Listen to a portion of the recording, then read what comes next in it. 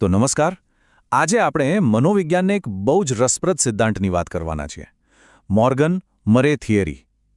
હવે આ સિદ્ધાંત ખરેખર એ સમજાવે છે કે આપણી અંદરની જે ઈચ્છાઓ છે અને આ જે બહારની દુનિયા છે એ બંને મળીને આપણા વર્તનને કેવી રીતે ઘડે છે. ચાલો આખી વાતને એકદમ સરળ રીતે સમજીએ.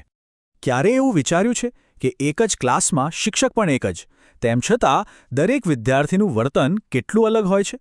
કોઈ એકદમ શાંત, તો કોઈ બહુ તોફાની, અને અમુકને તો બસ હંમેશા ફર્સ્ટ જ આવવું હોય. આવું કેમ? બસ આ જ સવાલનો જવાબ આપણને સીધો મોર્ગન મરેના સિદ્ધાંત સુધી લઈ જશે. અને જુઓ, એ મોટા સવાલનો જવાબ આ એકદમ સરળ સૂત્રમાં છુપાયેલો છે. મરે કહે છે કે આપણું વર્તન એટલે કે બિહેવિયર ફક્ત બે જ વસ્તુઓથી બને છે.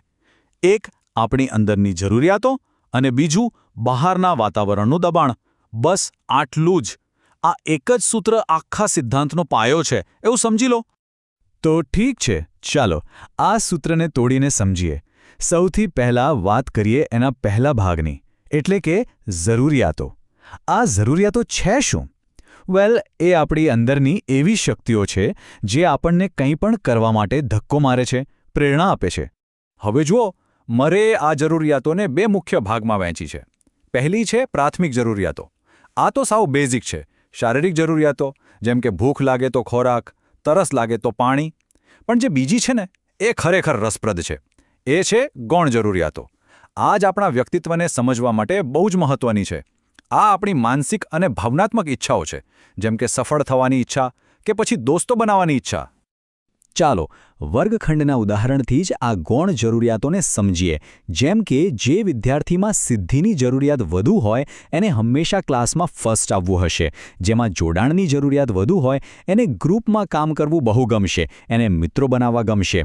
અને જેમાં સત્તાની જરૂરિયાત વધુ હોય એને ક્લાસ મોનિટર બનવું હશે, એને લીડર બનવું હશે. જુઓ કેવી રીતે આ અલગ અલગ જરૂરિયાતો ક્લાસમાં તદ્દન અલગ અલગ વર્તનને જન્મ આપે છે. ઓકે, તો જરૂરિયાતો તો સમજાઈ ગઈ. હવે આપણે સૂત્રના બીજા અને એટલા જ મહત્વના ભાગ પર આવીએ છીએ, પ્રેશર, જેને આપણે કહી શકીએ દબાણ. આ શું છે? આ બાહ્ય પરિબળો છે. આપણું વાતાવરણ જે આપણા પર અસર કરે છે, એક પ્રકારનું દબાણ બનાવે છે. અને અહીંયા છે ને, મરે એક બહુ જ ઊંડી વાત કરે છે. એ કહે છે કે આ દબાણ પણ બે પ્રકારનું હોય છે.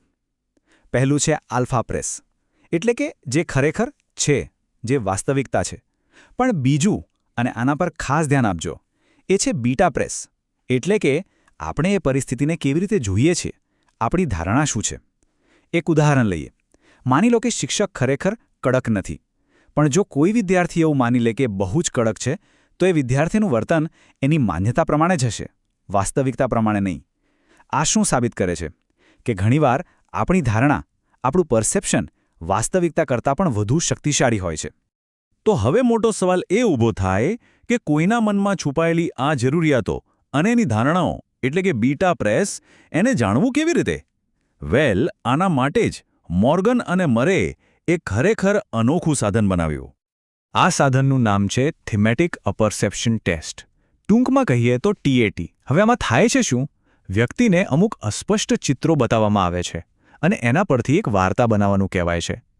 આની પાછળનો આઈડિયા બહુ સિમ્પલ પણ પાવરફુલ છે. જ્યારે કોઈ વાર્તા બનાવે છે ત્યારે એને ખબર પણ નથી હોતી અને એ પોતાની અંદરની જરૂરિયાતો, પોતાના ડર, પોતાની ઈચ્છાઓ બધું જે વાર્તામાં નાખી દે છે. એમ સમજો કે આ ટેસ્ટ એમના અર્ધજાગૃત મનમાં ડોક્યુ કરવાની એક બારી જેવું કામ કરે છે. ઓકે, તો આટલો સિદ્ધાંત તો સમજ્યા, પણ આનો ફાયદો શું? ખાસ કરીને આ સિદ્ધાંત એક ટીચર માટે, એક શિક્ષક માટે કેવી રીતે એક પાવરફુલ ટૂલ બની શકે છે? ચાલો એ જોઈએ. જુઓ, જો કોઈ શિક્ષક આ સિદ્ધાંતને બરાબર સમજી લે તો એ ક્લાસના દરેક વિદ્યાર્થીને એક અલગ જ નજરથી જોઈ શકે છે.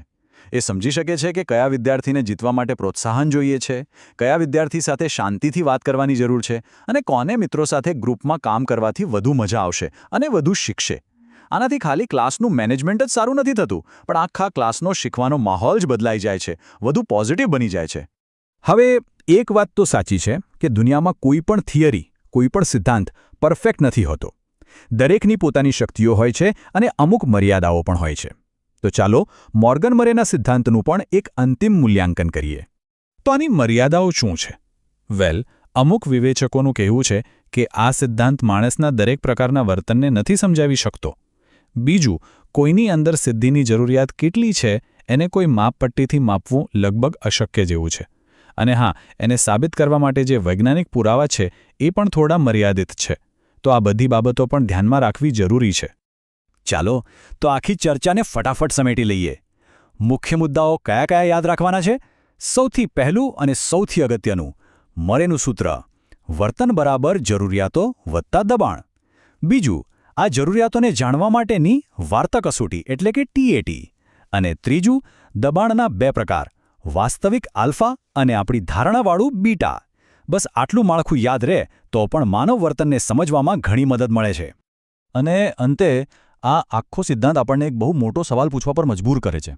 આપણે વર્ગખંડની તો વાત કરી, પણ એની બહાર આપણા રોજના જીવનમાં કઈ એવી અદૃશ્ય જરૂરિયાતો છે અને કયા એવા પર્યાવરણીય દબાણ છે જે દરરોજ દર પળે આપણા પોતાના વર્તનને, આપણા નિર્ણયોને આકાર આપી રહ્યા છે? ખરેખર આના પર વિચારવા જેવું છે.